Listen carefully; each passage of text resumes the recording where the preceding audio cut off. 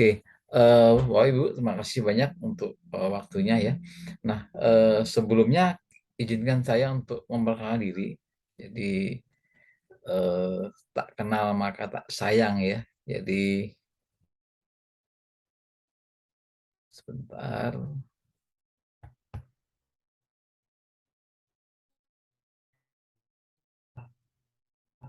Oke,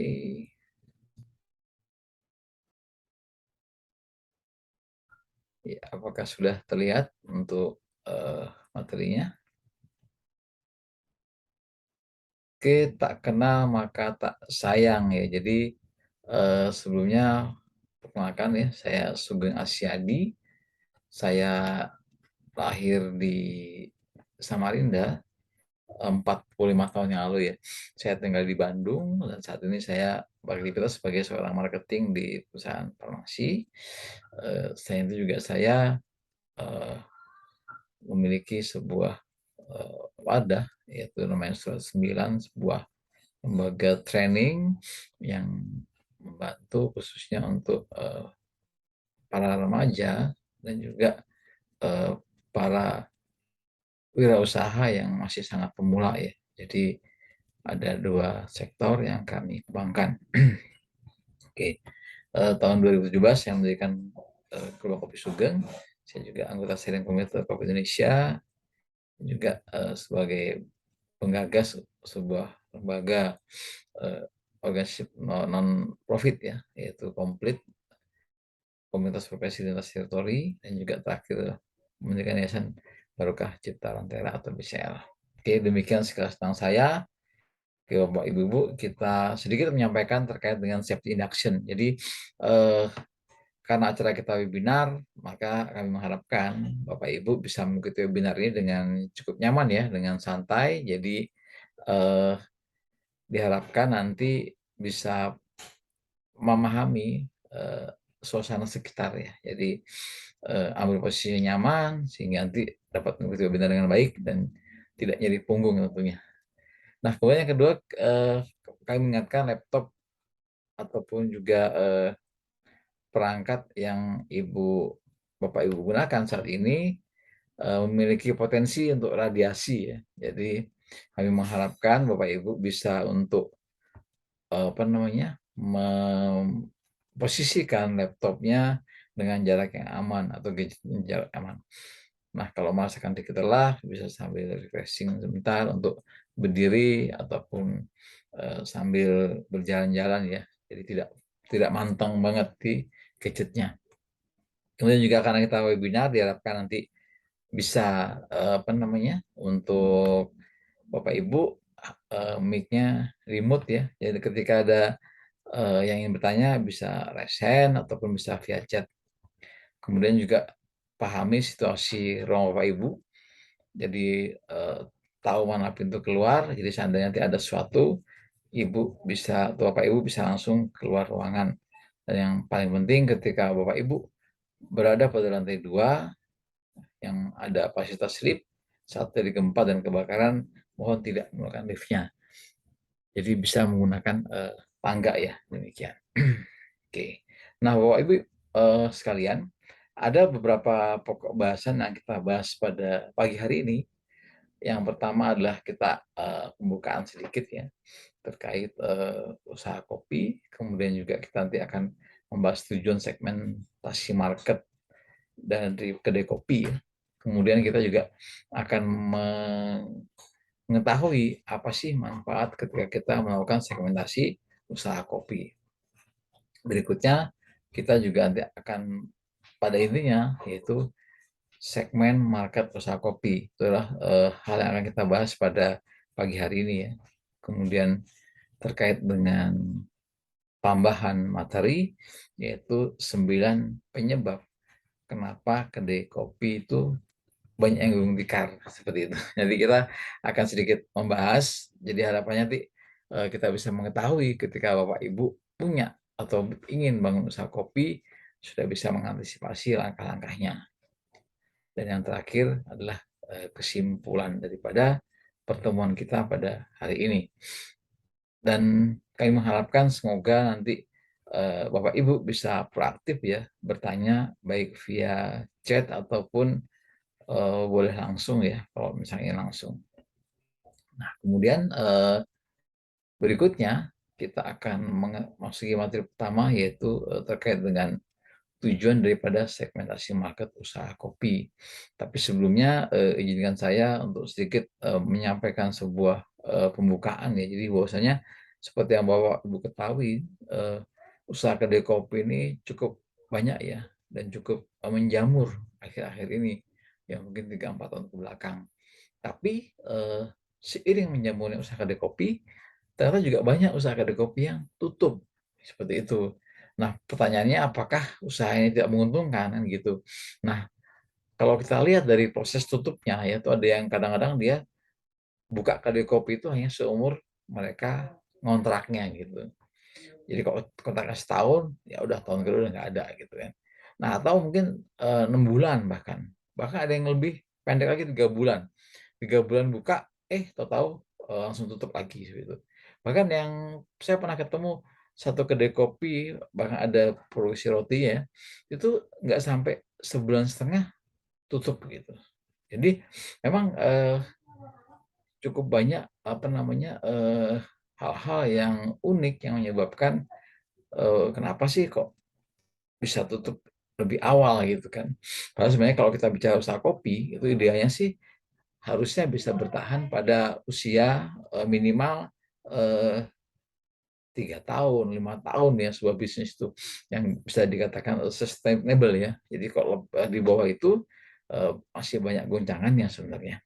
Nah, oleh karena itu kita, setelah kita mengetahui berbagai macam, perihal terkait kedai kopi tadi, mari kita, ingin sedikit bongkar terkait segmentasi kedai kopi. Jadi kalau kami, menganggap salah satunya karena memang, para pelaku usaha kopi yang pemula khususnya, itu tidak melakukan yang namanya segmentasi, market daripada usaha yang akan dijalankan.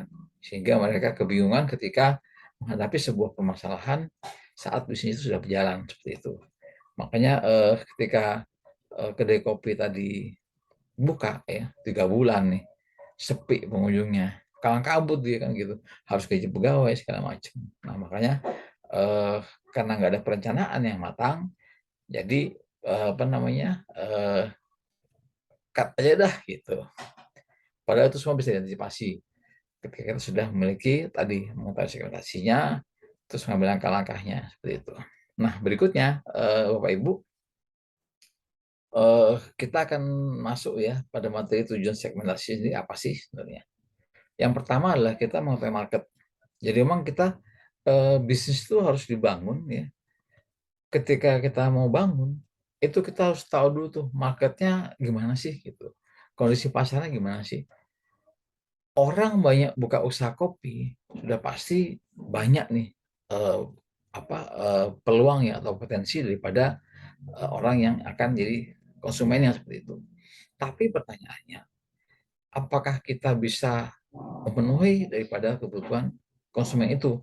Kan, cukup banyak ya. Jadi kalau kopi itu termasuk, sebuah bisnis yang dia menyebar cukup banyak untuk konsumennya. Jadi, bukan berkelompok. Sehingga memang kalau kita lihat marketnya memang besar, tapi kalau kita nggak tahu detailnya, nggak tahu arah-arahnya, kita akan kebingungan. Jadi ibarat kita mau mengambil garam di lautan, seperti itu ya. Air laut itu asin, tapi kita nggak bisa ambil garamnya, ya kan. Harus dengan proses dulu seperti itu. Nah, oke, yang kedua, eee, pentingnya segmentasi untuk kita sebagai bahan perencanaan dan juga untuk mengevaluasi dalam bisnis kita, seperti itu. Nah, jadi ketika kita sudah memiliki sebuah, segmentasi, sudah mengetahui segmentasi market, maka kita dalam sebuah perencanaan bisnis itu kita akan lebih mudah, seperti itu. Perencanaan itu seperti apa? Ya misalnya kita nanti, kita mau kemana arahnya ya, arah tujuan, penjualannya sebagainya kita akan lebih tahu. Dan juga bisa mengevaluasi dari apa yang sudah kita rencanakan, seperti itu. Nah yang berikutnya adalah kita, eee, bisa lebih efektif dalam menentukan strategi usaha kopi yang kita jalankan, seperti itu. Jadi, kita nggak mengalami semacam, kesulitan ya, karena kita udah tahu nih, oh segmennya seperti ini, itu tujuannya. Nah kemudian berikutnya, apa sih manfaatnya gitu kan. Nah ini yang pertama adalah kita fokus dengan target konsumen kita. Nah jadi ketika kita memulai usaha kopi, dan kita tahu segmentasi yang mau kita garap, maka kita akan bisa fokus pada target konsumen yang akan kita tuju. Nah, yang kedua, selain itu kita juga bisa untuk memenuhi kebutuhan market ya. Jadi tadi sudah disampaikan di awal. Ketiga juga kita bisa lebih mudah mengatur produk yang ditawarkan seperti itu. Karena kita udah tahu nih segmentasinya apa namanya yang mau kita garap, terus kita punya produk apa, itu kita ngepaskannya gampang seperti itu. Nah, kemudian berikutnya manfaat yang keempat adalah memudahkan kita dalam mengelola keuangan, terutama dalam kita mengatur arah modal ya. Jadi ketika kita punya modal usaha, kita akan bingung nih, ini modal mau dikemanain gitu kan. Kadang-kadang kita salah alokasi di awal itu bisa malah berantakan. Jadi gini, misalnya kan kita punya usaha modal awal 10 juta ya, tapi kita nggak tentukan segmentasinya, nggak buat rencananya. Terus kita kesalahan yang sering terjadi adalah apa? Salah mengalokasikan modalnya. Duitnya habis buat beli art misalkan. Duitnya habis buat beli interiornya. Duitnya habis untuk beli perlengkapan-perlengkapan apa namanya penunjangnya seperti itu. Nah, sementara pas dibeli nggak kepake seperti itu. Nah, sehingga memang kita harus tadi benar-benar menentukan segmentasi marketnya dan juga detail seluruh yang ada di dalamnya seperti itu. Kemudian yang kelima adalah untuk meningkatkan daya saing daripada usaha yang kita bangun, kawan-kawan. Oke, mungkin itu ya dari manfaat daripada segmentasi kopi. Jadi kalau kita bisa lihat dari apa namanya sisi awal ini, jadi semoga memang nanti kita bisa memahami ya, dan kita juga bisa mengetahui terkait daripada segmen market yang kita akan garap seperti itu. Sehingga nanti kawan-kawan yang memang punya yang mau bisnis kopi ataupun sudah punya bisnis kopi tapi belum menentukan segmennya, segera tentukan segmennya untuk bisa bisnisnya bisa lebih baik lagi seperti itu. Oke. Nah, kita sekarang akan masuk ke materi pertama terkait dengan kopi ya. Jadi sebuah pengantar sedikit kawan. Eh, ini saya anggap teman-teman semua masih basic banget ya. Jadi supaya kita sama apa namanya sama pemikiran. Jadi kalau ada yang udah tahu mungkin udah lebih expert ya. Ini mungkin bukan hal yang baru. Tapi bagi teman-teman yang masih baru, tentu ini adalah hal yang baru. Jadi kalau kita lihat untuk kopi sendiri itu ada beberapa jenis ya. Jadi ada kopi Arabica, ada kopi Robusta, ada kopi Liberica, dan ada kopi Excelsa. Tapi kita hanya akan bahas dua saja yang memang sering dipakai, yaitu kopi Arabica dan kopi Robusta. Seperti itu. Nah, teman-teman sedikit untuk pemahaman apa sih kopi Arabica dan apa sih kopi Robusta ya. Jadi memang secara ciri yang paling khas daripada bentuk kopinya, Arabica itu kopi yang memiliki sedikit rasa asam. Jadi ada aroma-aroma asamnya ya dari kopinya. Sementara kalau Robusta itu cenderung dengan pahitnya. Nah, kenapa kita harus memahami sedikit terkait jenis kopi ini? Karena kalau kita usaha kopi, pasti nanti kita akan bicara masalah menu, gitu kan. Jadi, karena kalau kopi Arabica dan Robusta nanti udah punya segmen masing-masing nih, itu. Nanti kita akan bahas ya pada set berikutnya. Jadi yang penting teman-teman paham dulu antara Arabica dan Robusta. Nah, kemudian dari sisi harga, biasanya kopi Arabica itu lebih mahal daripada kopi Robusta untuk golongan yang sama ya. Jadi gini, misalkan ada kopi natural Arabica, ada kopi natural Robusta. Pasti harganya lebih murah yang natural Arabica. Itu. Atau ada kopi dengan pulos Arabica dan ada kopi dengan pulos Robusta. Pasti akan lebih mahal yang Arabica. Oke, nah berapa sih perbandingan harganya? Nah kalau harga tergantung marketnya ya, tergantung yang jualnya deh, dan tergantung kelasnya, tergantung grade-nya. Tapi kalau kita bisa bicara secara umum, harga kopi Robusta itu harga kopi Arabica itu bisa 2 kali lipat, 3 kali lipat, sampai 4 kali lipat harga kopi Robusta gitu. Jadi misalkan gini, 1 kilo kopi Robusta dengan kualitas yang bagus, misalkan kita anggap harganya 40.000 deh, itu udah bagus banget. atau 50.000 per kilo untuk green bean ya. Nah, kalau dia Arabica yang dengan kualitas yang bagus banget, itu harganya bisa sampai 300.000 atau ada yang 250.000 atau mungkin jelek-jeleknya ada yang 150.000 per kilonya. Nah, sehingga kalau kita bisa bandingkan, anggap aja yang tadi 150 ya, dengan ini yang harga misalkan 50 dah biar gampang. Kan udah sampai 3 kali lipat gitu. Nah, jadi kalau kita lihat dari asal green bean ya. Tapi kalau dari kedai, nah ini yang menariknya. Kalau dari kedai, harganya nggak jauh beda. Gitu. Jadi tinggal pilihan saja. Jadi misalkan kalau menu Robusta itu harganya 15.000, Arabica paling juga 20.000 dah. Gitu. Bahkan ada beberapa kedai yang memang mereka menyamakan harga antara Robusta dan Arabica. Gitu. Loh, kok bisa? Tadi, karena memang kalau penikmatnya beda-beda. Nanti kita akan bahas di segmennya. Oke, itu ya terkait dengan sedikit pengetahuan Arabica dan Robusta. Jadi kita nggak akan terlalu bicara ke hulunya ya, tapi kita lebih ke hilirnya saja, ke produk jadinya, karena memang nanti arahnya adalah kawan-kawan untuk bisa memahami ketika akan buka usaha kedainya, usahanya adalah kedai kopi seperti itu. Oke, nah sekarang kita akan masuk pada materi inti kita yaitu tentang segmen market daripada usaha kopi. Nah, ini kalau kita perhatikan ya sedikit, ini adalah segmen marketnya. Jadi, oh ya kan kawan, nanti kalau ada yang bertanya bisa di chat ya, bisa di chat terlebih dahulu. Nah, jadi kita untuk segmen market ya, jadi kita bagi 3 nih. Ini adalah hasil riset daripada Mahasiswa Kopi, itu salah satu divisi kami ya yang memang membahas khusus untuk membuat materi tentang kopi ya seperti itu. Jadi termasuk risetnya dan sebagainya. Nah, jadi ketika kita bicara kelasnya, ada 3 kawan-kawan. Jadi ada standar kelas, ada yang namanya medium kelas, dan juga ada namanya premium kelas. Nah, pembagian ini kita bagi berdasarkan eh, nilai ekonomi atau kemampuan ekonomi daripada calon konsumen kita atau juga dari sisi keminatan. Jadi gini misalkan, gampangnya kalau orang yang ekonominya menengah ke bawah, pasti mereka kita golongkan dalam standar kelas. Yang medium kelas ya kelas ekonomi menengah, dan yang premium kelas adalah konsumen yang memang dia memiliki tingkat kemampuan ekonomi yang lebih baik, yang jauh lebih tinggi seperti itu. Nah, tapi kita nggak hanya pakai acuan itu, karena kadang-kadang ada satu fenomena begini. Ada orang dengan ekonomi biasa, tapi dia lebih suka minum kopi di tempat-tempat yang eksklusif, yang premium gitu kan, di kafe-kafe besar gitu. Karena apa? Ya mungkin bisa jadi untuk kepentingan usahanya, bisnisnya, atau mungkin sekedar refreshing, atau sekedar kumpul-kumpul, atau yang terakhir yang paling parah sekedar gengsi itu. Jadi eh, cukup beragam ya. Nah yang kedua, ada yang medium class ya. Medium class kan biasa yang dia pilih-pilih kedai kopi lah ya gitu ya. Jadi tapi mereka enggak, dia sukanya lebih yang kayak eksklusif gitu. Nah, atau dia suka yang tempat yang lebih biasa ya, yang tempat-tempat yang standar.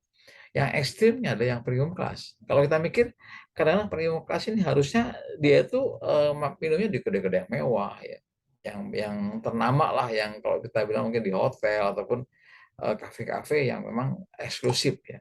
Tapi ternyata tidak, karena ada beberapa fenomena mereka lebih suka tempat yang biasa saja, tempat yang standar kelas, karena mereka mencari mungkin kopinya, ketenangannya, ingin berbaurnya. Nah, makanya kita membagi segmentasi tadi berdasarkan tadi ya. Jadi yang pertama adalah basic ya, ekonomi pada umumnya ya. Kemudian yang kedua adalah terkait daripada keminatannya seperti itu.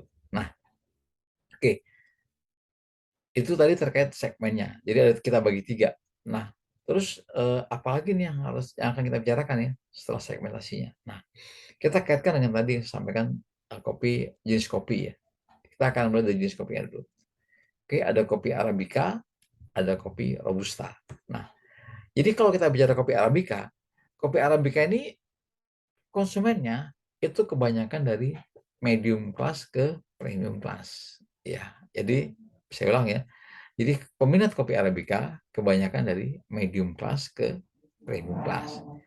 Sementara kalau peminat kopi Robusta kebanyakan dari antara medium class dan standar class. Jadi Kalau kita bicara, medium class adalah peminatnya Arabica Robusta oke dah gitu. Semua juga sama ya.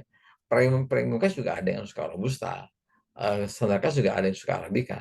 Tapi dominannya teman-teman yang konsumen yang di premium class lebih menyukai kopi Arabica. Kenapa? Karena mereka berpikir kopi itu nggak semua pahit kok. Kopi itu adalah sebuah buahnya, kopi itu ada nikmatnya gitu. Tapi ada juga konsumen yang dia pengen kopi pahitnya banget ya, tapi dia nggak pakai robusta gitu, dia pakainya espresso tapi dia espresso yang arabica. Jadi emang ini cukup menarik. Jadi emang setelah kita perhatikan itu memang konsumennya banyak yang arabica, konsumennya untuk premium class sama medium class kebanyakan arabica, dan untuk yang standar class kebanyakan robusta.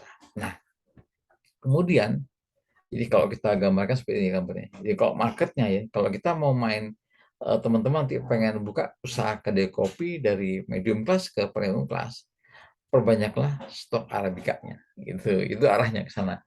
Atau misalkan nanti teman-teman pengen buka kopinya itu yang standar kelas ya, nanti kita akan lihat ya apa sih modelnya, nanti yang model kedainya di slide berikutnya.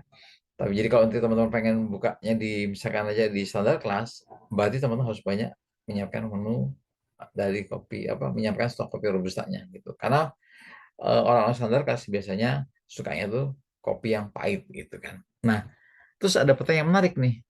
Kalau misalkan untuk calon konsumen yang dia senang kopi saset misalkan, senang kopi saset, itu masuk di mana? Jadi memang kalau kawan-kawan yang atau konsumen yang senang kopi saset, sebenarnya ada di semua kelas, premium kelas ada, medium kelas ada, standar kelas juga ada. Tapi kita lebih masukkan mereka ke kelompok standar kelas seperti itu. Jadi mereka ngejar kopi yang murah, yang rasanya beragam-ragam kan, pengen yang cappuccino tapi yang instan kan gitu, banyak pilihannya ya. Atau pengen yang kopi tubruk yang murah gitu kan ada. Jadi memang eh, apakah ini sebuah hambatan buat usaha kedai kopi? Enggak juga, justru ini tantangan buat kita. Nanti kita teman-teman yang mau buat kedai kopi bisa merubah, kalau bisa merubah ya kebiasaan yang minum kopi saset ke kopi asli yang dari biji yang emang langsung digiling, itu tentu akan memiliki eh, sifat loyalitasnya cukup tinggi ya. Jadi gini, nanti ketika orang yang tadi itu dia konsumen yang tadi minum kopi saset, teman-teman bisa yakin kan benefit kopi asli, maka dia akan jadi konsumen loyal kawan-kawan. Jadi eh, ada yang berpendapat gini, malah kalau saya bilang cenderung menghina ya, gini bahasanya. Ah kopi kok yang sesetan gitu, ya kan? Nggak mutu gitu lah bahasanya. Mending ini kopi asli. Nah, kalau saya kurang sependapat dengan statement yang tadi. Kenapa? Karena menurut saya semua orang tuh punya kebiasaannya masing-masing, kawan-kawan. Mereka ada yang senang dengan kopi saset ya, karena rasanya lebih enak mungkin, nggak masalah, itu hak mereka. Nah, ini segmen ini diambil oleh pabrikan gitu loh, kalau kita bilang. Mereka membuat kopi dengan rasa yang enak ya, dengan bahasa-bahasa yang lucu ya, sehingga orang senang, nggak ada masalah. Nah, tantangan buat kita sebagai pelaku usaha kedai kopi yang hasil bahasa yang kopi langsung digiling, itu kita harus mencoba dengan bisa meyakinkan dia untuk merubah kebiasaan dia mengkonsumsi kopi yang asli itu. Atau mungkin gini, ada orang yang nggak suka kopi nih, ya, itu mungkin bisa jadi target kita untuk mereka kita yakinkan untuk bisa jadi konsumen kita seperti itu. Nah, memang kalau usaha kopi itu nggak kayak usaha jualan baju ya, dia kayak baju nih pajang beres gitu kan, nggak. Kopi itu penuh cerita kawan-kawan. Jadi kalau kawan-kawan punya usaha kopi, nggak bisa cuma buka toko beres, buka kedai tungguin tungguin pelanggan gitu, nggak bisa. Kenapa? Karena usaha kedai kopi itu adalah usaha yang menurut saya unik ya, karena dia punya cerita, punya hal-hal yang cukup signifikan ya, yang mungkin beda dengan bisnis yang lainnya seperti itu. Oke, itu kawan-kawan. Nah, kita udah masuk tadi kopi Arabica dan kopi Robusta ya. Kemudian yang terakhir adalah terkait dengan produknya ya. Nah, jadi Produk di sini adalah produk yang memang dia, diciptakan kawan-kawan. Artinya gini, menu ya, jadi kalau produknya adalah menu.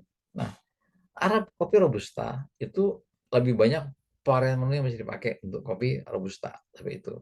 Sementara arabica itu lebih sedikit, apa namanya, eee, cakupan menunya. Jadi ini nggak ada kaitan dengan segmen ya, jadi jangan salah bacanya.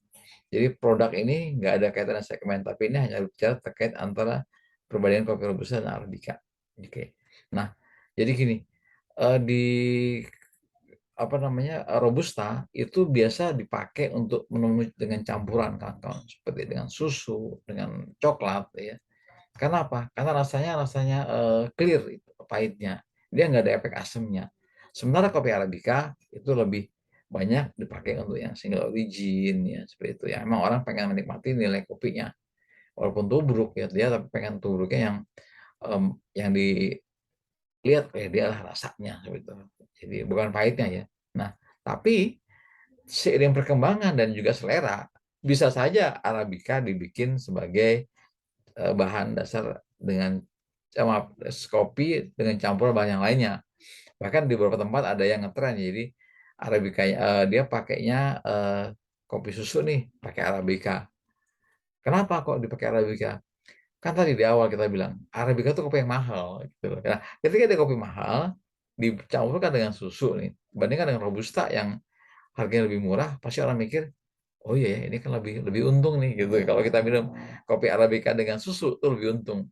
Tapi kalau kita bikin kopi arabicanya, apa namanya, maaf, dengan robusta dengan susu, atau biasa gitu. Jadi, eee, konsumen ada begitu cara menilainya. Jadi, sah saja sebenarnya untuk, pilihan menunya. Jadi kalau kita mau racik, arabica untuk campuran bahan lain juga nggak ada masalah ya, nggak ada yang salah.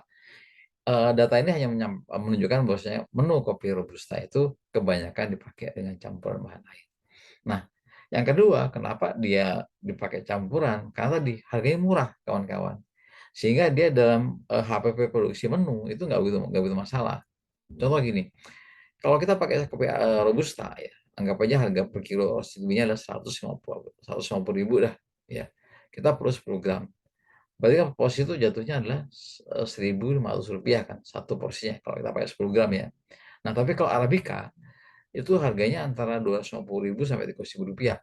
Kebayang kan kalau kita pakai 10 gram arabica jadinya, Rp3.000, 2 kali lipat kawan-kawan. Nah itu ya jadi, salah satunya kenapa robusta banyak dipakai, selain rasa juga harganya lebih murah ya. Sehingga kalau HPP ditekan kan profitnya lebih banyak lagi, seperti itu. Oke? Nah, kemudian terkait satu lagi yaitu ada istilah blend cafe. Jadi kalau blend cafe, kopi blend lah ya, itu adalah, campuran antara arabica dengan robusta, seperti itu. Berapa sih komposisinya? Ya terserah saja. Jadi gini, acuannya adalah ketika kita pengen buat, blend cafe, berarti, kita mau apanya nih? Kalau kita mau lebih keluar rasa asamnya, berarti komposisi arabicanya lebih banyak gitu ya, dibanding, robustanya. Atau sebaliknya kita pengen pahitnya nih, tapi pengen ada asamnya dikit, ya kita pakai robusta kita banyakin. Kebanyakan sih pakainya 70-30 ya, 70 robusta, 30 arabica. Itu karena tadi kebanyakan sih pengen tetap pahit, tapi ada asam-asamnya. Nah, tapi juga ada juga racikan yang memang, eee, 70-30, 60-40, bebas ya, tergantung teman-teman semua. Nah, yang unik lagi teman-teman kalau memang nanti, setelah kita ngetahui ini, ada satu peluang juga teman. Jadi teman-teman bisa bikin namanya house blend kopi. Jadi house blend kopi itu adalah sebuah menu racikan yang emang hanya kita yang tahu gitu. Jadi menu itu cuma kita yang tahu dan hanya kita yang, tahu cara buatnya, tahu cara, ngeraciknya, dirahasiakan. Itu bisa jadi gini, kopinya nggak hanya robusta arabica ya, tapi bisa jadi nanti kopinya arabica dari mana gitu, dicampur. Misalkan arabicanya dari Jawa Barat, dengan dari Bali, misalkan dengan arabica dari Aceh. Terus dicampur. Ada juga robustanya nih dicampur. Jadi bisa jadi dia pakai robusta, arabica, 3 jenis nih, robustanya atau arabicanya gitu. Nah ini untuk apa? Untuk menampilkan sebuah rasa yang unik kawan-kawan. Jadi nanti bisa dicoba juga oleh kawan-kawan semua, kalau buka kedai kopi, buatlah menu blend cafe yang memang dia bisa dirubah ke kemasan ya. Jadi Nanti selain yang produk ini gini, produk kopi itu bisa yang siap minum di kedainya ya, bisa bentuk roasted beet-nya ya, bisa bentuk kopi gilingnya yang dari bubuk, atau kopi giling yang di kemasan saset, atau yang kelima adalah siap minum tapi di kemasan. Jadi cukup banyak produk yang kawan yang bisa dibuat ya. Nah, setelah kita mengetahui ini, nanti kita akan lihat lagi terkait daripada produk tadi ya, terkait daripada segmennya kawan-kawan, mau dijual kemana. Jadi jangan berpikir kalau buka kedai kopi itu jualnya kedai kopi doang, jangan. Bahkan yang lebih update, kita bisa jual merchandise kalau kita udah punya nama ya. Bisa termos ya, bisa apa namanya, bisa kita jual gelas misalkan, atau kita jual alat-alat kopi yang sederhana ya, atau mungkin jual gantungan kunci, stiker. Cukup banyak kawan-kawan yang bisa dimanfaatkan dari eh, usaha tadi. Tapi tadi kita harus tahu dulu nih, kita mau buang kemana nih barangnya nih, kita mau jual kemana nih barangnya nih, segmen mana yang mau kita ambil itu. Jadi nggak asal-asal bisnis ya. Nah berikutnya kawan-kawan, setelah kita tahu produknya ya, berikutnya adalah kita akan cerita terkait dengan bisnis cost-nya. Nah ini, jadi kalau kawan-kawan pengen buka kedai kopi yang premium atau yang medium ya, dibanding yang standar kelas, itu tentu cost-nya lebih tinggi yang premium kelas. Nah, ini untuk apa kita tahu? Ini untuk mengukur seberapa besar nanti kemampuan modal yang kita miliki untuk kita melakukan sebuah usaha kopi seperti itu. Nah, jadi kalau kita memang modalnya terbatas, misalkan kita anggap aja ya modal kita 10 juta nih, misalkan. Nah, 10 juta itu kalau kita paksain untuk premium kelas, mau kedai ya, nggak akan bisa, pasti nggak akan bisa. Medium kelas bisa tapi berat. Tapi kalau sedang standar kelas mungkin bisa seperti itu. Jadi kita bisa ambil standar kelas. Oke deh, aku sekarang punya modal 10 juta, aku akan membuat kopi dengan standar kelas. Seperti itu kawan-kawan. Nanti ya, kita punya jangka panjang kan, bisnisnya awal nih. Oke, nanti saya akan kembangkan 3 tahunnya ke medium kelas dan 3 tahunnya ke premium kelas. Jadi dalam waktu 6 tahun saya udah punya bisnis kopi yang premium kelas seperti itu. Itu kalau kita udah segmentasinya. Nah, kemudian nanti eh, dana yang akan kita pakai untuk usaha ini dari mana nih, gitu kan? Apakah dana pribadi kita, apakah join dengan orang kawan kita, ataukah kita dengan pihak ketiga? Nah, saran saya terkait dengan pendanaan usaha kopi, kawan-kawan sebaiknya yang pertama adalah utamakan pakai modal dulu sendiri. Jangan dengan pinjaman pihak ketiga ya. Karena apa? Karena kita belum tahu nih seberapa kuat kita punya bisnis bisa menghasilkan itu. Kecuali kawan-kawan punya sebuah eh, sumber penghasilan yang lain ya. Misalnya gini, teman-teman karyawan. Nah, karyawan tapi pengen buka usaha kedai kopi. Nah, teman-teman kan masih punya gaji nih untuk ya disisihkan lah ya. Jadi sebagai modal tambahan.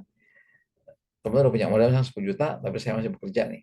Nah, ketika modal ini jalan, kita masih punya apa namanya, eh, dana untuk menutupi pinjaman kita seperti itu dari sisa hasil gaji kita ya. Nah, kalau enggak, sana jangan, mending pakai modal yang kita punya sendiri tapi dia bisa apa namanya maksimal seperti itu. Nah, berikutnya kawan-kawan, setelah kita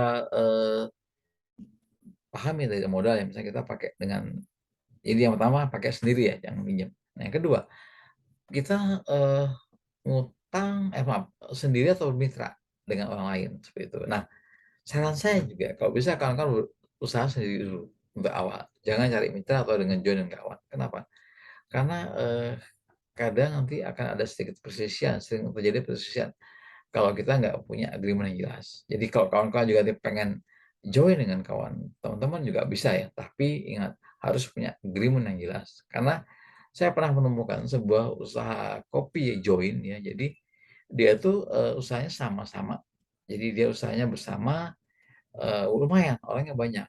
Dengan modal antara ada yang 20 juta, 10 juta, ada yang 2,5 juta ya. Jadi patungan lah gitu bahasanya. Tapi apa? Manajemennya nggak bagus kawan-kawan. Jadi gini, kalau usaha atau bisnis itu untung rugi itu nomor kesekian lah ya. Yang penting kalau dia usahanya jalan dengan bagus, ya dia untung. Kalau dia nggak bagus, sepi marketnya, salah market, salah sasaran, sepi, bisa rugi. Itu wajar. Tapi kalau ada usaha yang di-join yang bersama, tapi banyak penyimpangan di sana, nah ini yang agak aneh kata. Jadi memang kalau memang teman-teman pengen usahanya join, pastikan komitmen dan tertulis untuk kesepakatannya. Sehingga kalau ada apa-apa jelas ya, jadi tidak ada yang dikorbankan seperti itu. Oke. Nah, itu terkait bisnis kawan-kawan ya. Jadi apa namanya? Nanti kalau ada yang bertanya bisa ditulis dulu ya, seperti itu. Nah, kemudian yang berikutnya adalah terkait dengan peluangnya. Nah, usaha yang segmen standar kelas itu peluangnya banyak, kawan-kawan. Jadi gini, banyak orang yang mengambil segmen bisnis menengah ke bawah ya daripada yang premium kelas. Ya mungkin karena masalah modal ya itu. Dan kebanyakan juga kalau yang premium kelasnya adalah orang yang sebagai usaha tambahan. Jadi gini, misalkan dia punya hotel, dia punya restoran yang mewah ya. Nah, dia untuk menyikapi apa kan ada space kosong, dia buatlah kedai kopi gitu. Jadi bukan yang belum pernah usaha kopi terus tiba-tiba dia buka yang premium, bukan ya. Kebanyakannya sih gitu. Atau dia hotel dia sewakan dengan pihak ketiga seperti itu. Kebanyakan gitu untuk premium class. Nah, untuk kawan-kawan yang baru yang masih belajar banget tentang usaha kopi, saran saya memang sebaiknya teman-teman ambil yang dari standar kelas dulu. Jadi sambil kita belajar, memahami kopinya, memahami apa trik-triknya ya. Jadi kenapa? Karena kalau usaha kopi itu nanti kita jangan sampai gini, kita patah semangat ya. Jadi jangan sampai kita patah semangat ketika usahanya sedang semangat-semangatnya, tapi kok nggak sesuai ekspektasi nih. Akhirnya apa? Eh, Undur tengah jalan. Kan sayang ya kalau gitu. Jadi memang sebaiknya sih kawan-kawan untuk opportunity ini saran saya peluangnya lebih banyak di standar kelas. Jadi kalau dengan modal terbatas ambil aja konsep gerobak kopi atau juga yang medium lah maksimalnya seperti itu. Nah, kemudian berikutnya adalah kita akan lihat terkait daripada profit ya kawan-kawan. Nah memang kalau dari sisi keuntungan premium kasih lebih menguntungkan ya karena nilainya keuntungannya tinggi banget dari HPP-nya. Misal gini, satu gelas kopi tubruk lah yang gampang ya. Modalnya mungkin nggak nyampe 3.000 atau 4.000 rupiah. Yang robusta ya, atau mungkin yang arabica 5.000 lah. Mantap. Nah, kalau dijual di standar kelas ya, di segmen yang ini, kopi itu hanya cukup maksimal harganya 5.000, maksimal 7.000 atau 10.000 lah maksimal bangetnya. Oke. Dia kalau dijual misalkan 25.000 nggak akan laku ya. Gitu. Karena kan tadi standar kasih target konsumen juga dari menengah ke bawah ataupun orang yang pengen ngirit lah ngopinya gitu. Nah tapi kalau dia di kelas premium kelas, kopi tubruk itu harganya bisa 20.000. Jadi keuntungannya bisa sampai 4 kali lipat, 5 kali lipat bahkan. Tapi teman-teman jangan jangan langsung mikir, wah kalau gitu rugi dong kalau kita ambil segmen yang biasa kan. Enggak juga. Kenapa? Karena bisnis kan profitnya yang dilihat kawan-kawan. Nah, oke. Sekarang gini, teman-teman punya usaha kopi misalkan dari yang menengah ke bawah ya, yang memang dia eh, tadi kita anggap aja modalnya tuh 3.000 dah. Kopi robusta tubruk ya kan 3.000 modalnya HPP-nya. Teman-teman jual dengan harga misalkan 5.000 atau 6.000 deh biar gampang. Berarti kan udah keuntungannya udah 2 kali lipat nih. Nah, sementara tadi yang di kafe dia harga udah 3.000 dijual dengan harga misalkan 25.000 atau 21.000 dah biar gampang ya. Biar gampang ngalinnya. Jadi berapa? 7 kali lipat tuh. Sekilas ya keuntungannya. Tapi jangan lupa premium class cost-nya tuh besar. Sewa tempatnya, gaji karyawannya dan sebagainya. Sehingga dari keuntungan sekian tadi ujung-ujungnya juga paling nggak jauh beda dengan yang uh, bisnis kelas gitu. Apa yang standar kelas gitu. Sehingga apa? Saran saya, oke kita simulasi nih. Saya punya modal misalkan 50 juta atau 100 juta deh ekstrimnya. Saya bikin usaha apa? Kedai kopi yang menggarap segmen premium kelas, medium kelas ya. Jadi gini, Kalau 100 juta, saya bisa buat satu premium class. Kalau 1 juta, saya bisa buat medium class langsung 5 cabang, atau 4 cabang dah, 3 cabang dah. Ya. Jadi kalau saya anggap aja satu kedai yang ber-30 juta modalnya, saya bisa buka 3 cabang. Atau saya bikin standar class, saya bisa buka 10 cabang. Oke, pilihannya di kawan-kawan. Jadi gitu. Jadi memang usaha kopi itu unik. Jadi memang uh, walaupun gini bahasanya nanti, oke saya akan buka 10 cabang nggak langsung ya, mungkin 3 dulu. Nanti sambil lihat potensi perkembangannya, mengembangnya buka lagi. Atau misalkan mau premium ke satu nih, buka kedai kopi satu yang gede banget, yang mahal, yang mewah ya, dengan modal 1 juta, tapi tempat satu doang ya tempatnya. Kalau saya milih yang banyak. Kenapa? Karena konsumennya kan banyak. Itu target konsumennya bisa banyak. Tapi yang satu, ya udah manteng aja di situ. Jadi kalau yang satu tadi misalnya kita dengan modal premium kelas satu tempat, pertama segmen kita terbatas, kecil kan segmennya. Yang kedua, orang kita harus bisa menarik orang datang di tempat kita. Itu. Dan yang ketiga, eh, belum tentu nanti orang itu cocok dengan yang kita punya. Jadi kalau saran saya, kalau kawan-kawan masih baru banget di bisnis kopi, ketika punya modal yang memang besar untuk alokasinya, saran saya mending ambil modal yang sederhana tapi jumlahnya banyak daripada bikin satu model banyak tapi hanya satu ya seperti itu. Oke, menarik kawan-kawan ya segmentasi kopi ini. Jadi memang kenapa ini penting seperti yang disampaikan di awal bahwa memang kita harus selalu untuk mencoba memahami dulu deh sebelum kita bisnisnya. Nah, yang terakhir adalah terkait daripada resikonya. Nah, memang kalau kita bicara risiko bisnis, tentu saja premium class lebih tinggi risikonya. Kenapa? Karena tadi modalnya gede banget yang dikeluarin, gitu kan. Modal yang dikeluarin gede, terus segmen marketnya juga kecil ya, nggak banyak. Tapi ingat kawan-kawan, kita bisa buka premium class ya di tempat yang tepat. Itu. Contoh perkantoran. Oke, kita bisa buka. Kalau ada gedung perkantoran, ada ruang space kosong, kita bisa buka untuk premium class. Kalau kita buka medium class juga bisa gitu. Standar class juga bisa, tapi kita akan rugi ya. Kalau kita buka standar class untuk tempat di perkantoran yang bagus, kenapa? Karena kita bisa take profit lebih banyak. Gitu. Oke. Nah, terus risiko yang kedua adalah risiko tadi ya. Yang pertama adalah risiko bisnis terkait kalau misalkan ini usahanya nggak laku nih. Gitu. Nah, yang kedua adalah tingkat kompetisi. Jadi risiko di premium class kompetisinya juga gede ya daripada standar kelas. Gitu. Jadi kalau kawan-kawan nanti punya modal, nah, dengan tahu segmen ini nanti akan bisa diukur nih. Oh ya, saya mau ngambil yang mana ya segmentasinya seperti itu. Jadi kawan-kawan bisa bisa ambil segmen yang pas, segmen yang tepat ya untuk apa namanya bisnis kedai kopinya seperti itu. Oke, nah terus modelnya seperti apa sih ya? Kita udah tahu segmennya nih. Kita mau tahu lagi nih terkait misalkan model bisnisnya gimana sih gitu. Oke, kawan-kawan. Nah, ini adalah model bisnis kawan-kawan ya. Tadi kita segmen marketnya ya. Ada 3, standar class, medium class, dan juga premium class. Nah, ini adalah model bisnisnya. Jadi kalau premium class itu kita bentuknya adalah coffee shop ya, yang cafe gitu. Jadi memang sih kan coffee shop itu kan bahasa Indonesia kayak kopi.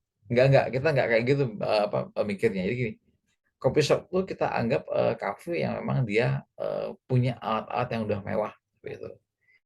Alat mesinnya espressonya udah yang standar harga 50 jutaan dah atau 60 jutaan dah gitu. Jadi yang tempatnya mewah ya, terus dia punya harga produk itu minimal tuh kalau kopi itu ya 25.000 dah gitu. Nggak ada ya. Jadi kalau dia kopinya masih harga 15.000, masih ada yang harga 20.000, itu kita kategorikan medium class. Tapi kalau ada premium class itu dia minimal udah 25.000 dah kopi yang paling murahnya. Oke. Terus kemudian yang kedua ada model kedai kopi. Nah, ini ada yang sederhana ya, yang lebih sederhana, yang memang dia bisa dibuka dengan modal antara 30 sampai 50 juta rupiah. Yang terakhir adalah standar kelas, yaitu kita konsepnya gerobak kopi. Jadi kalau gerobak kopi ini pencirinya adalah dari sisi harga jualnya lebih murah dibandingkan kedai kopi ataupun coffee shop. Nah, kalau coffee shop harga jualnya lebih mahal daripada gerobak kopi dan lebih murah daripada coffee shop. Ya. Jadi kalau coffee shop harganya lebih mahal dibandingkan gerobak kopi dan juga kedai kopi seperti itu. Jadi nanti kawan-kawan bisa lihat ya, bisa mengetahui apa namanya model bisnisnya ini. Nah, kemudian teman-teman setelah kita mengetahui apa namanya untuk segmen model bisnis kopinya, jadi kalau kita perhatikan nih dari sisi apa ya sih yang lebih gede ya modalnya.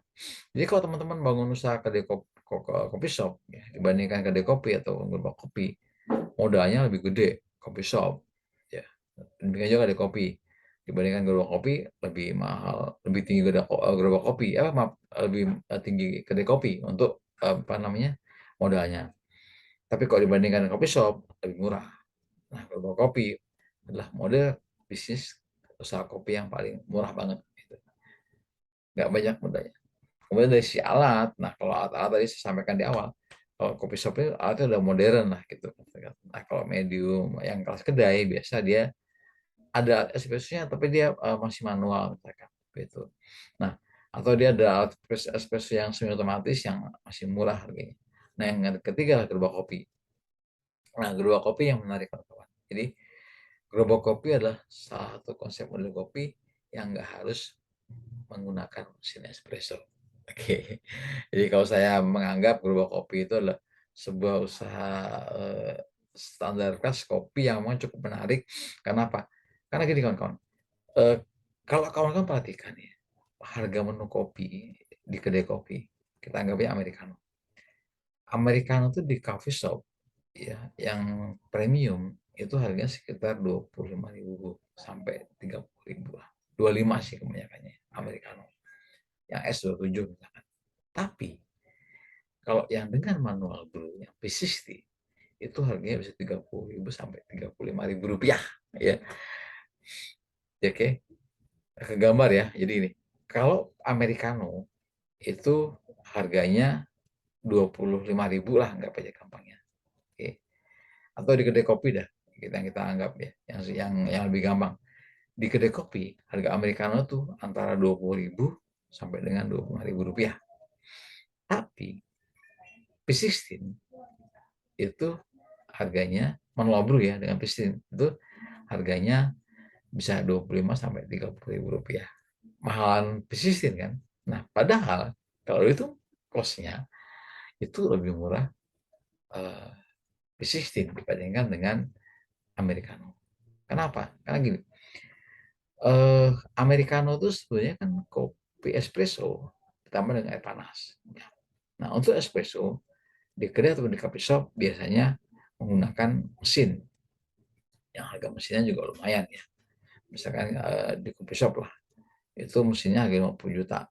Nah, itu si mesin tuh bisa berapa kali bikin espresso, ya kan? Harus dibagi itu cost-nya. Nah, dihitung-hitung sama oleh kita itu minimal minimal ya sekitar 5 ribuan deh, atau gila ya 4 ribu lah untuk satu kali buat espresso itu. Nah, dengan V16 itu hanya 1.000 rupiah kawan-kawan. Apa itu sih filternya doang ya yang kebuang kan gitu. Jadi cost filternya tuh hanya 1.000 rupiah. Sementara kalau kita pakai mesin espresso, costnya tuh bisa sampai 3.000 sampai 5.000 rupiah. Nah, itu kita hitung listriknya segala macam ya, kemampuan alatnya, maintenance alatnya gitu-gitu.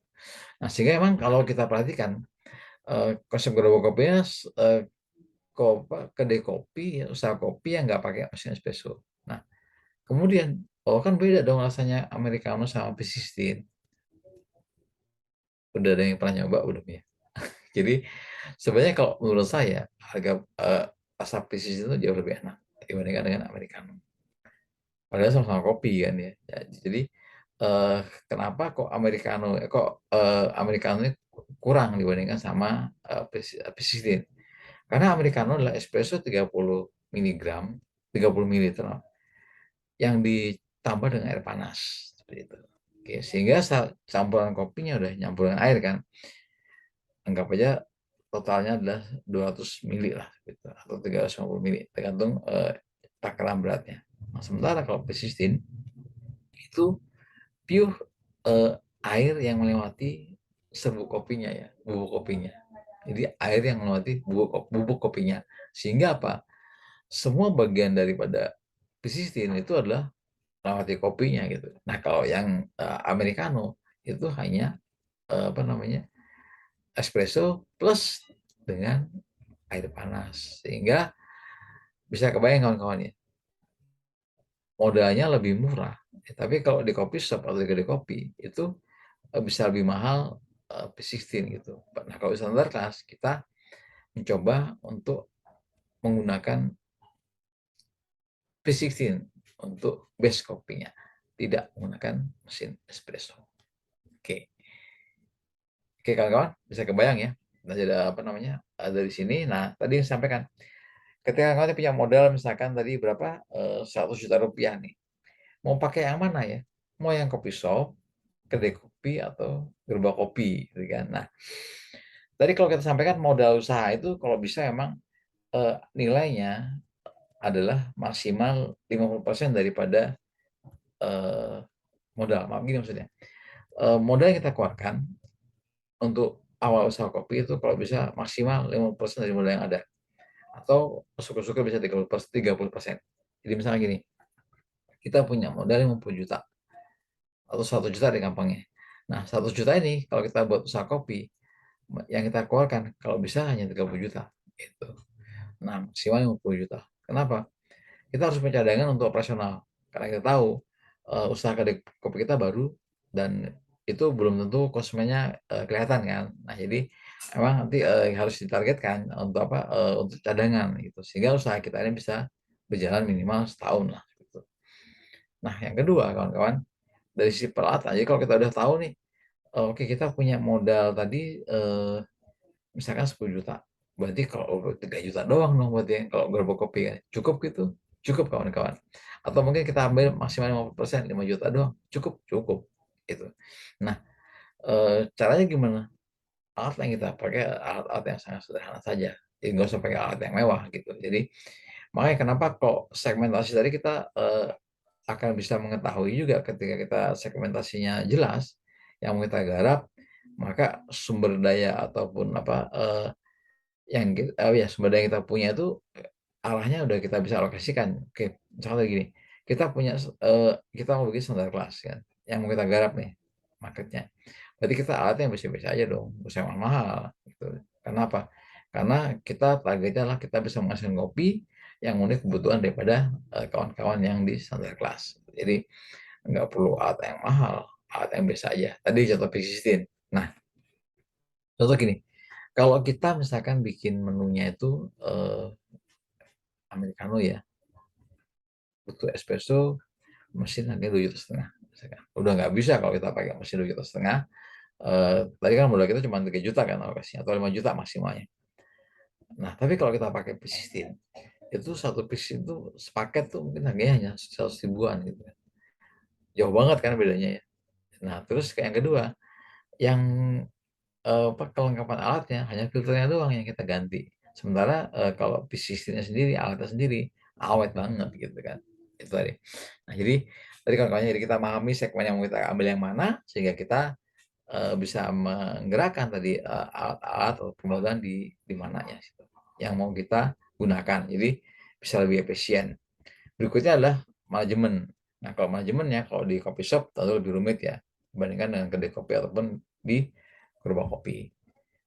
Jadi kalau kita lihat dari sistem apa namanya pembukuan segala macamnya itu lebih rumit yang di coffee shop atau kedai kopi dibandingkan dengan gerobak kopi. Tapi ya nih jangan sampai juga kita mentang-mentang ambil kedua kopi pembukaannya sembarangan. Jangan, karena kita tetap harus memiliki pembukaan yang bagus ya dalam sebuah usaha. Oke, yang berikutnya ada karyawan. Kalau karyawan tuh kalau di kopi shop itu pasti lebih banyak dibandingkan yang di bawah. Demikian juga untuk yang kedai kopi ya. Jadi untuk karyawannya lebih sedikit dan gerobak kopi malah bisa satu orang udah cukup kadang-kadang seperti itu. Kos yang dikeluarkan jelas ya, lebih tinggi yang kopi shop dibanding kedai kopi ataupun gerobak kopi. Jadi kalau kopi shop tadi ya, kalau contohnya alat nih, alat espressonya yang gede banget lah ya, yang internasional deh, yang harganya 60 juta misalkan. Wattnya kan gede, ya enggak? Wattnya besar, operasionalnya besar dibandingkan yang medium, misalkan dia pakai mesin espresso yang harga 7,5, yang wattnya 1000 misalkan.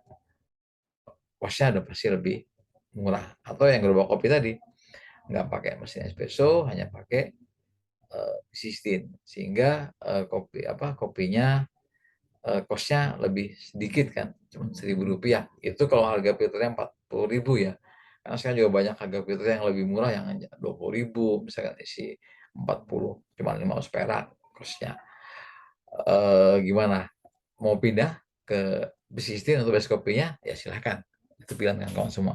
Apalagi kalau misalnya di medium class nih, buka medium class, nggak pakai mesin espresso, wah pure dengan menggunakan bisnistin untuk base kopinya, udah untungnya jauh lebih banyak lagi. Kenapa? Karena harganya kan tinggi yang kita jual di sana. Oke kawan-kawan ya.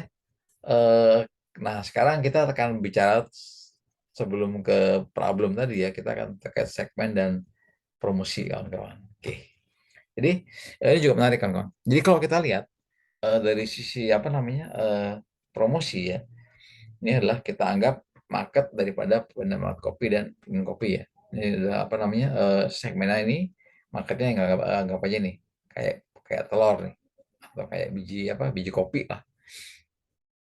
Nah kita anggap ini adalah market peminum kopi. Nah promosi yang sekarang ada itu kebanyakan didominasi oleh pelaku usaha segmen premium class. Oke, jadi kalau kawan-kawan lihat usaha kopi ya iklannya itu kebanyakan yang gede-gede gitu kan. Nah, yang medium class lebih kecil ya kan. Apalagi yang kelas gerobak kopi. Yang gerobak kopi ini promosinya tuh udah kecil banget dah gitu. Nah, terkait promosi juga teman-teman sebenarnya gini, media sama sebenarnya ya, karena semua pakai pakai offline flyer, pakai digital, pakai Facebook, pakai IG segala macam ya kan.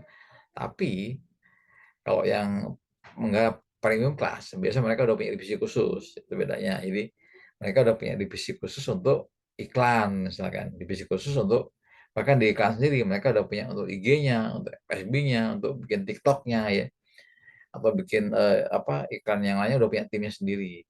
Nah, kalau pelaku usaha yang menengah, kadang ada timnya, kadang enggak gitu. Kadang mereka pakai mitra ya, atau yang kadang kalau yang premium class juga dia nggak punya divisi, tapi dia pakai pihak ketiga untuk pengerjaan kontennya gitu. Nah, tapi kalau yang di gerobak kopi, kadang-kadang ya pelakunya sendiri yang eh, pedagangnya sendiri yang membuat iklannya, semuanya sendiri lah gitu. Tapi kawan-kawan, kalau kita ada grafik ini, sebenarnya kalau premium class itu dia walaupun ikannya banyak ya, tapi dia nggak bisa mencakup, nggak bisa menggapai semua market. Kenapa? Ya karena segmennya kan nggak juga kuat tuh. Iya nggak. Jadi nggak semua orang bisa beli kopi di tempat yang premium. Mikirnya mahal lah, ngapain gitu kan. Ngapain sih harus ambil minum kopi tempat yang mahal itu. Itu kalau yang segmennya standar kelas, yang dia nggak punya peminatan dengan kopi. Nah, sementara jadi iklannya dia cukup modern, cukup banyak dijangkau. Nah, tapi tadi marketnya nggak pas, segmennya nggak pas. Nah, demikian juga yang pelaku usaha medium class. Jadi dia usahanya juga banyak. Jadi kalau kita lihat apakah promosi itu sudah memenuhi seluruh market, enggak juga seperti itu. Nah, untuk yang promosi apa namanya gerobak kopi juga sama, itu kecil banget ya. Paling kecil adalah ketiganya. Tapi kawan-kawan, ingat, usaha kopi adalah usaha yang spesifik banget gitu. Jadi triknya gimana? Oke, saya punya gerobak kopi nih. Kita nggak perlu apa namanya, nggak perlu jangkau yang terlalu jauh ya. Jadi gini, berpromosi itu ada tujuannya. Yang pertama, apakah untuk branding? Ya, branding itu apa ya? Keluar-keluar lah ya, biar tahu nih, oke nih saya punya kopi nih, saya punya bisnis kopi A nih misalkan ya, saya punya bisnis kopi Sugeng nih misalkan ya. Oke. Nah, eh itu yang pertama. Tujuannya adalah untuk CR lah, atau branding. Yang kedua, tujuannya untuk mempromosikan produk kita. Oke, misalkan oke, saya ada menu baru kopi susu campur pisang, misalkan kopi susu campur alpukat. Oke, kita gerobak kopi, ya. Oke, kita promo di IG deh gampangnya. Follower IG kita banyak, ada 500.000 dah. Tapi misalkan nih, tinggalnya di Bandung gitu kan. Tapi si yang punya IG-nya itu orang Kalimantan, orang Papua, orang Sumatera, orang Sulawesi. Sementara kita jualnya adalah promosinya adalah kopi, susu, pisang di gelas. Oke. Pas nggak? Ya pas sih kalau untuk ngenalin doang, gitu kan. Untuk promosi doang, untuk mengenalkan nih gue punya menu, aku punya menu apa kopi susu pisang, masuk. Kalau itu tujuannya. Tapi kalau tujuannya menggait konsumen, ya nggak masuk. Karena dia nggak akan mungkin dari Papua, dari Sulawesi beli gitu kan. Kecuali produk yang kita tawarkan adalah produk misalkan roasted bean ataupun green bean. Itu akan efektif banget. Nah, oleh karena itu kan kawan, ketika teman-teman memanage sebuah media sosial, IG, Facebook, ataupun yang lainnya, diharapkan nanti followernya itu adalah orang yang bisa menjangkau tempat usaha kita. Oke, itu caranya. Jadi kita nggak perlu tempat yang luas banget ya. Misalkan nih, saya tinggal di Bandung. Apakah saya perlu menjangkau ikan orang sebandung raya? Nggak perlu juga sebenarnya. Tapi minimal sekompleks saya dulu dah gitu. Berapa sih target customer saya sehari? Oke, saya menargetkan customer yang beli kopi misalkan 100 orang gitu kan. Nah, sehari 100 orang. Oke. Nah, saya hitung nih, RW saya itu ada berapa sih? Misalkan, oh misalkan ada 2.000 orang. Waduh, berarti saya cukup mencari berapa persen? 10%, 200 ya. 5% doang. Iya. 5% dari semua warga di dekat RW saya misalkan itu beli kopi, udah nyautup targetnya nih. Ya enggak? Atau saya mau masih lagi di sedesa misalkan. Jadi kita kan kalau di Facebook itu kan bisa diatur ya radius promosi kita. Jadi kita nggak usah promo gede-gede kemana-mana gitu. Nah, triknya yang kedua, kalau kita punya IG, cari follower ya yang sekitar kita, yang kita belum jangkau gitu kan. Misalkan di desa kita atau di kelurahan kita, itu aja udah yang dicari. Usaha-usahanya, lembaganya, berteman dengan mereka.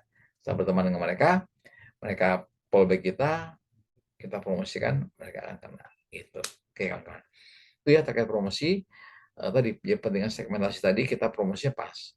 Nah, berikutnya apakah ngaruh nih ya premium class, medium class, standar class untuk medianya? Enggak, semua sama karena semua segmen itu sekarang udah paham ya. Mana ada sih orang yang nggak punya handphone ya? Jarang lah, ada mungkin satu dua ya. Tapi karena handphone itu sudah sebuah kebutuhan saat ini.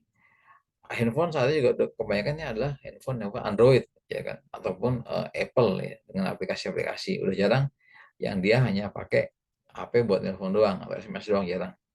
Fungsi handphone udah berkembang. Oke. Nah, semua sama dan semua orang juga hampir semua orang punya media sosial. Oke. Hampir semua orang punya media sosial. Sehingga kawan-kawan nanti bisa mempromosikan produknya melalui media sosial yang ada seperti itu. Nah, kemudian yang terakhir adalah ketika kita sudah berpromosi untuk menentukan apa namanya kesamaannya dari tiga ini, tentukan prioritasnya kawan-kawan. Jadi tadi ketika kita semua segmen ini udah punya IG, udah punya handphone ya. Nah kita tinggal kita pilih ya, kita mau kemana nih kita jualannya. Itu kita mau kemana promosinya nih. Karena kita diambil beberapa kopi, udah kita ambil segmen standar kelas saja. Yang atas perlu promosi perlu. Kan kalau di IG itu kan semua nyampe ya. Jadi lebih kepada demografinya yang muncul. Atau misalnya kesemiнаtannya, dari minatnya. Kan udah kebaca tuh. Misalkan dia senang kopi, kan bisa dipilih ya. Yang senang kopi siapa aja gitu. Nah, oke kawan-kawan. Tadi ya, ini kita terkait hubungan segmentasi market dengan promosi. Nah, cukup banyak nih masih ruangnya ya. Jadi cukup banyak orang-orang yang belum terpromosikan dengan kopi, belum mendapatkan info tentang kedai kopi. Nah, kemudian bagaimana dengan tadi segmen konsumen yang dia sering kopi saset, di mana tempatnya? Ya mereka dari sini, kita masukkan di sini. Nah, sehingga kalau teman-teman bisa merubah mindset mereka untuk mengkonsumsi kopi ya. Jadi nggak harus kopi yang sasetan ya, harus kopi yang istilahnya bisa apa ya, punya efek lah ya, punya manfaat sesuai dengan yang tercantumnya. Jadi manfaat kopi itu misalkan bisa mengurangi stres gitu kan, bisa apa namanya, membuat kita lebih nyaman ya, lebih rileks gitu kan. Nah, itu bisa didapat kalau kopinya asli. Kalau kopinya enggak, ada yang campuran ya nggak bisa. Oke. Nah, oke kawan-kawan ya. Jadi tadi ini kita hubungan antara segmen market dengan promosi. Nah, kemudian yang terakhir adalah kita akan cerita terkait segmentasi market dengan media promosinya. Oke. Jadi kalau kita lihat media promosi itu ada yang offline, ada yang online. Jadi tujuannya apa sih nih? Nah, untuk promo misalkan diskon atau bonus ya. Nah, itu jelas jangkauan pelanggannya dan juga jelas untuk produknya seperti itu. Jadi ketika kita udah bikin segmentasi market ya yang di situ tadi, dan kita udah tentu ini, oke kita mau offline mau online, oke kita promonya apa nih? Diskon ke pelanggannya itu udah jelas gitu. Jadi kalau kita ambil standar kelas nih, oke dia mau harga yang murah nih, kita mau diskon atau bonus nih gitu. Nah, biasanya kalau premium kelas itu dia nggak mungkin harga ya, bayar aja. Medium kelas udah mau mikir-mikir, tapi kalau standar kelas harga tuh jadi yang utama ya, diskon. Jadi ketika diskonnya menarik buat mereka dan mencukupi di apa di kantong mereka ya, misalkan dia diskon yang tadinya harganya 10.000 jadi 9.000, itu udah gede banget versi apa standar kelas. Atau misalkan nih satu bonus satu atau beli dua bonus satu atau beli makanan bonus minuman, nah, itu bebas ya. Ini itu yang bisa diambil. Jadi bisa dalam bentuk diskon, bisa dalam bentuk bonus. Bisa offline, online. Kalau offline itu dipasang di kedai kopinya ya. Kalau online yang melalui media sosial. Yang berikutnya adalah terkait dengan pelanggannya, lebih jelas dan produknya juga lebih pas. Ini mau dijual kemana nih? Gitu kan. Nah, kalau kita nggak nentuin segmentasinya, kita akan susah punya produk tapi nggak tahu mau jual kemana. Kemudian yang terakhir adalah untuk menarik investor. Jadi kalau promosi yang bagus, dia akan bisa memudahkan untuk menarik investor. Itu dia akan lihat nih, oh ya, oh si kopi ini modern banget nih, ya bagus banget nih. Nah, investor itu dia bisa menanamkan modalnya di kedai kita atau dia bermitra membuka kedai baru. Oke, sehingga bisnis kita yang udah ada nggak terganggu kan, gitu. Jadi kita dia menawarkan kita untuk sebuah proyek misalkan, jangan ragu-ragu kawan-kawan, ambil, tapi ingat pesan saya, ketika kawan-kawan menggarap sebuah proyek kopi, sampaikan dengan jujur sih, jangan bohong ya, jangan bilang ini, wah usaha kopi itu gede banget ya, modal segini bisa jual segini gitu. Tapi pas dilaksanakan boncos misalnya, nggak benar, itu nanti akan mengaruhi reputasi kita. Oke, jadi tadi saya sampaikan di awal, bisnis itu untung rugi udah biasa, tapi yang penting jangan sampai ada terjadi semacam penipuan ya, yang sampai. Oke kawan-kawan, tadi terkait segmen market ya, jadi kita udah bahas cukup panjang ya segmen market. Nah kemudian kita berikutnya akan cerita kembali terkait dengan 9 penyebab daripada kenapa sih kok kedai kopi itu gulung tikar gitu ya. Kenapa sih kok kedai kopinya bangkrut gitu, misalkan sebelum waktunya. Yang pertama adalah karena perencanaan. Jadi eh, kurangnya perencanaan yang matang atau malah nggak ada rencana itu penyebab utama daripada tutupnya kedai kopi. Gitu. Jadi teman-teman kalau mau usaha kopi, saran saya yang pertama adalah siapkan perencanaan yang baik untuk kedai kopi kita. Oke. Yang kedua, setelah perencanaan tadi terkait apa? Macam-macam ya. Targetnya, terus modalnya, alokasinya, segala macam. Yang penting direncanakan dengan baik. Kalau enggak, bahaya. Nah, yang kedua, terkait proposal. Jadi, proposal ini yang sering jadi penyebab. Proposalnya apa sih? Itu yang saya sampaikan. Ada orang menawarkan investasi kopi ke modal nih. Tapi tadi yang disampaikan cuma, untungnya banyak, untungnya gede gitu. Resikonya disampaikan. Itu ya. Pas dibuka, kedai kopinya mewah, nggak laku. Gagal, gulung tikar. Karena apa? Karena si investor udah nggak tahu kopi, ya kan? Si pelanggannya apa sih yang menawarkan konsep juga asal-asalan, hanya pengen untung doang.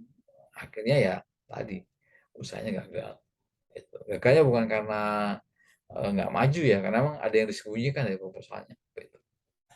Nah, yang kedua, juga ada yang jahatnya begini, satu bisnis itu dijual ke beberapa orang. Ini juga hati-hati buat teman-teman yang memang, mau investasi di kopi ya, atau mau investasi di kopi. Ya gini, contoh, saya punya kedai kopi A, saya udah kerjasama nih sama investor, eee, jalan nih kedai kopinya, oke. Kemudian, misalnya kedai kopi A misalkan ya, kemudian saya cari investor B, ya, saya cari investor B, saya ajak dia kerjasama untuk buka kedai kopi, oke, dia mau. Tapi kedai kopi yang di ini nggak dibangun, dia pakai kedai kopi A, gitu. Jadi satu kedai kopi udah 2 investor, ya kan. Nah, ini jahat banget kan kawan. Jadi kalau kawan-kawan juga nanti, ingin kerjasama dengan investor, saran saya kerjakan dengan jujur, dengan baik ya, jangan sampai kita menipu orang. Jadi kawan-kawan kebaca ya, jadi dia mencoba untuk apa, menduplikasi. Jadi harusnya kan dia kalau dengan kerjasama dengan B, ya dia harus yang baru gitu. Ya, bukan yang ada lagi, bukan yang udah ada jalan nih, ditawarkan ke orang lain seperti itu. Itu tuh yang sering kejadian. Oleh karena itu, harus hati-hati banget nih. Salah siapa? Ya salah dua-duanya. Salah investornya, juga salah yang menawarkan konsepnya. Karena dia menyembunyikan sesuatu. Oke, berikutnya adalah produk. Jadi penjualan produk, jadi produk yang dijual itu nggak bisa diterima oleh market. Jadi kawan-kawan, kalau kita buka usaha kedai kopi jangan terlalu idealis. Oke. Ini sebuah pengalaman yang dulu juga pernah kita lewatin. Dulu waktu saya buka kedai kopi awal, itu sih pengennya kopi itu yang bubuk asli ya, kopi asli deh gitu. Nggak pakai gula, ya kan? Kopi nggak pakai gula. Ya yang suka ya nggak apa-apa. Tapi apakah semua suka? Enggak, ya kan? Oke. Jadi dipaksakan nih. Alhamdulillahnya 3 bulan jarang yang beli, ya kan? Dan kita nggak evaluasi tuh. Pajang aja kok nggak ada yang beli ya. Oh ya orang nggak suka tuh, gitu kan? Sampai terus kita pelajari, kita berkembang, kita lihat, oh iya ternyata kita nggak bisa idealis kalau kita buka usaha kopi. Sehingga saya bertanya kepada seorang pakar kopi ya, Bapak Sugeng Pujono ya, owner Kopi Loka Cikole. Saya tanya waktu itu, Pak boleh nggak Pak kalau kita jual kopi itu ya nggak kopi aja, ada kopinya, ada coklat, ada teh, ada susu gitu kan. Ya boleh-boleh aja kata beliau gitu kan, walaupun namanya kedai kopi. Kenapa? Ya kita bisnis kok gitu kan. Oke Pak, siap. Jadi nggak masalah apa ya, nggak masalah gitu kan. Aduh, thank you banget nih Pak Pujono. Jadi sehingga saya sampaikan waktu itu ya udah saya langsung saya rubah konsepnya. Oke, saya siapin menu tambahan yang lain ya. Istilahnya dengan menu yang lebih bisa diterima konsumen, alhamdulillah bisa mulai berkembang gitu. Jadi kita nggak bisa idealis. Jadi kita harus evaluasi. Nah, terus apakah lu nggak direncanakan? Saya jujur enggak, gitu. Terus saya ada modal buat kopi, oke beli lilin, siapin gitu. Tapi akhirnya apa? Jadi saya bilang, kita belajar dari sebuah pengalaman kawan-kawan. Dan untungnya saya nggak gulung tikar ya. Jadi usaha kami alhamdulillah udah berjalan 5 tahun. Dan itu juga sebagai lab kami ya. Jadi tempat kami uji coba lah. Kalau ada konsep gini gimana-gimana gitu. Jadi itu kita pakai apa namanya?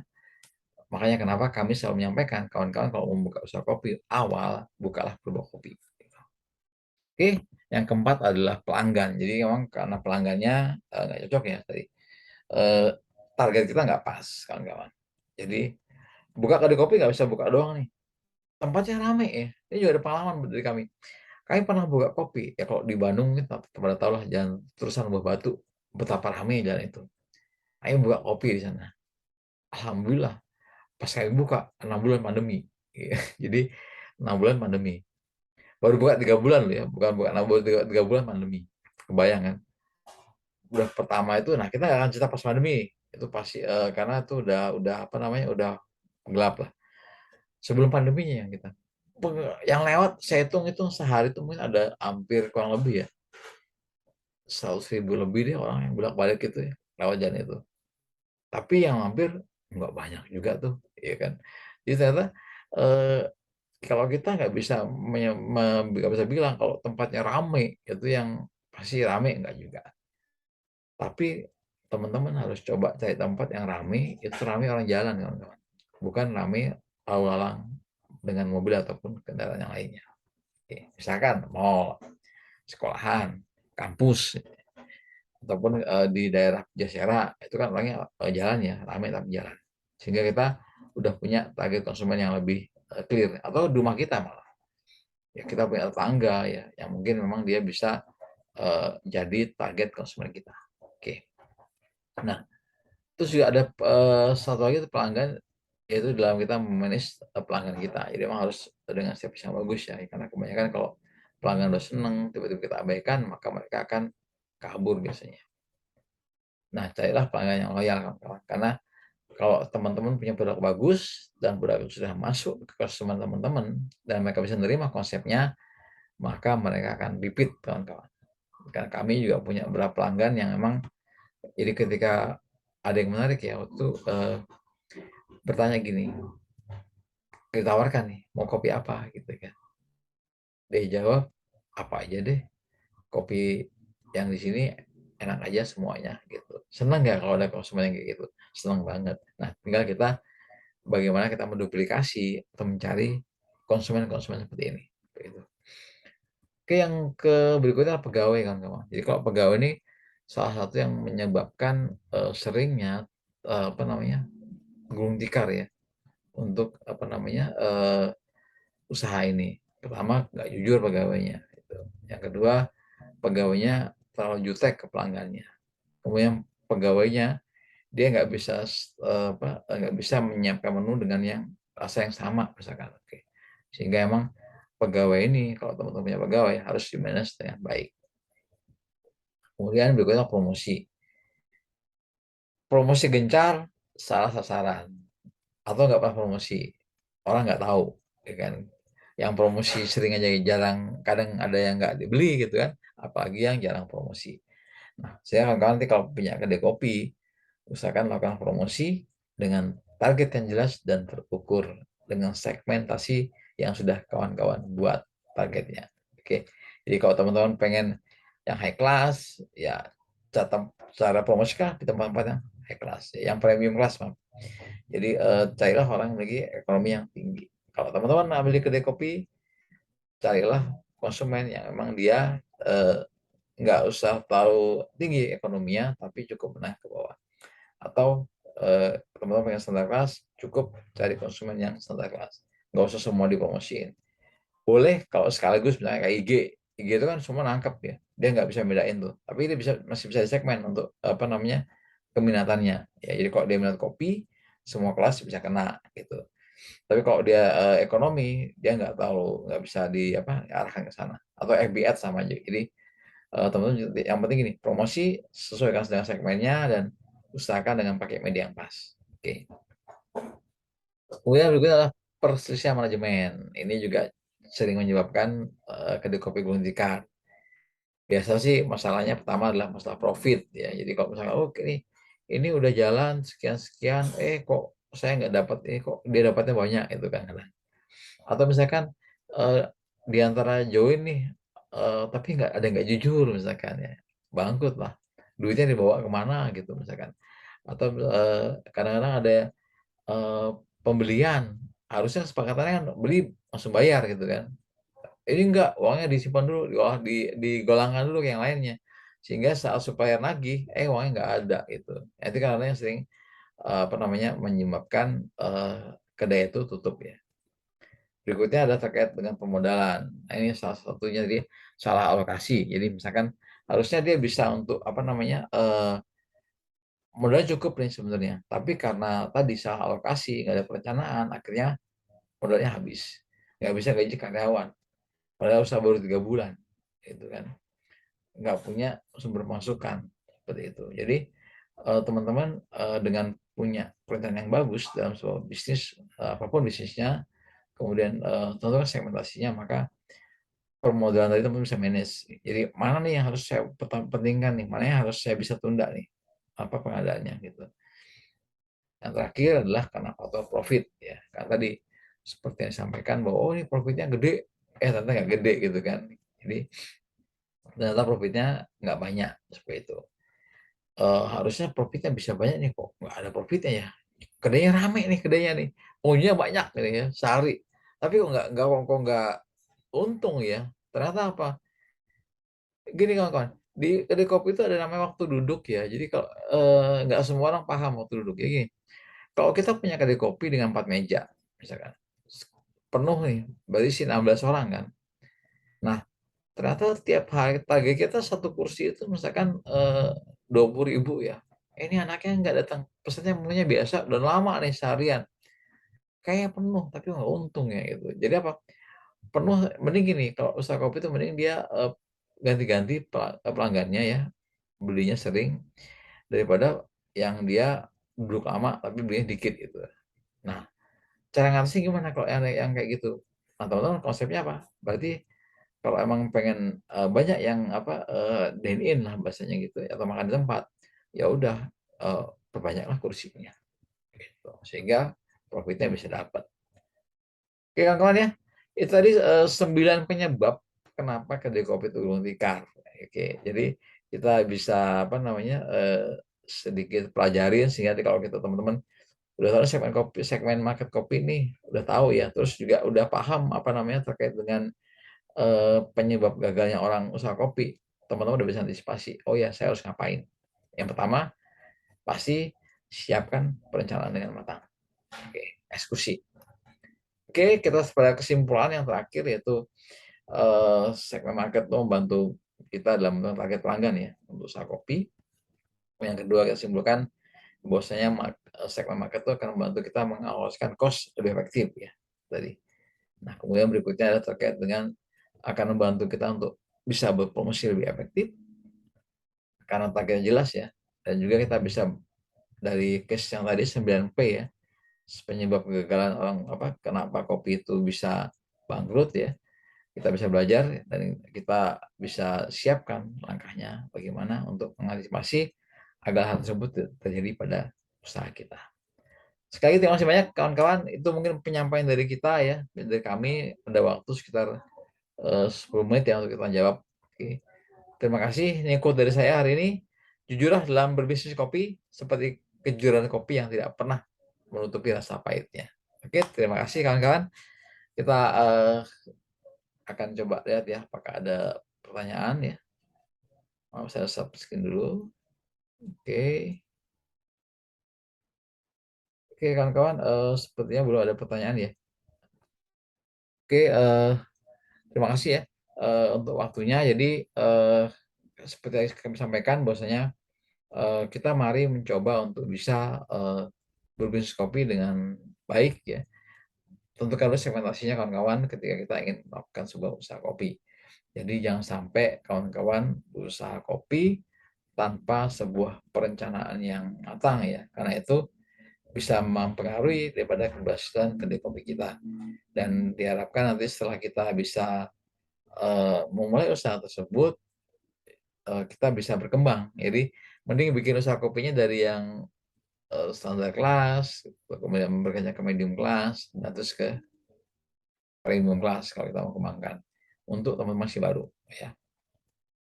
Oke, sekali lagi kawan-kawan terima kasih banyak untuk waktunya ya. Oke, ini masih ada waktu sekitar 5 menit ya teman-teman untuk apa namanya kalau ada pertanyaan mungkin. Oke, kayaknya nggak ada ya. Jadi oke, terima kasih sudah cukup jelas ya mungkin ya. Jadi oke kawan-kawan demikian ya untuk pertemuan kita hari ini. Kita akan ketemu lagi pada webinar selanjutnya itu pada bulan Desember ya terkait pelatihan wirausaha kopi juga. Tapi kita akan berbicara terkait dengan membangun sebuah usaha kedai kopi yang minimalis. Berbayar tapi minggu depan ya, Desember ya. Tiketnya nggak mahal sih, cuma Rp250.000. Jadi kalau kita hitung Rp250.000 itu mungkin kawan harus keluar kosnya ya, tapi manfaatnya. Jadi kalau dari investasi itu nggak lebih daripada 10% lah ya. Kalau kita apa ingin usaha kopi dengan modal 10 juta misalkan. Jadi sedikit sekali sebenarnya terjangkau lah untuk apa kawan-kawan. Jadi diharapkan bagi yang ingin usaha kopi bisa ikut pada webinar kami selanjutnya. Oke, insya Allah sih pada tanggal 3 Desember ya kalau nggak ada perubahan waktu. Dan sekali kami ucapkan juga terima kasih kepada Interskill yang telah memfasilitasi webinar ini. Semoga Interskill semakin bisa maju dan berkembang, dan bisa memfasilitasi, untuk kawan-kawan yang ingin mengetahui atau memahami, banyak hal ya, terkait dengan, pengetahuan, seperti itu. Dan sekali lagi terima kasih juga kepada seluruh peserta yang telah hadir pada hari ini. Saya Sugeng Asyadi mengucapkan mohon maaf ya, bila ada kesalahan ataupun bila ada kekurangan. Kita bisa bersua kembali pada webinar yang selanjutnya, dan semoga, kita selalu bisa berkomunikasi ya. Jadi nanti kalau kawan-kawan, membutuhkan terkait dengan pendampingan usaha kopi, kawan-kawan juga bisa untuk, menghubungi kami, seperti itu. Jadi kita bisa saling sharing ya, saling, apa namanya, mengisi untuk terkait, usaha khususnya kedai kopi, seperti itu. Oke kawan-kawan, sekali lagi terima kasih banyak untuk waktunya ya. Kalau ada sumur gadang boleh kita menumpang mandi, iya. Kalau ada umur yang panjang boleh kita ngopi lagi. Oke, kita ketemu lagi pada waktu dan kesempatan yang lain ya. Salam sehat dan salam sukses selalu. Sekali lagi thank you untuk Enterskill. Salam sukses buat kita semua, semoga kita selalu bisa menjadi orang yang produktif, menjadi orang yang efektif, dan selalu bisa menjadi orang yang inovatif. Oke, demikian dari saya Sugeng Asyadi dari 109. Wassalamualaikum warahmatullahi wabarakatuh.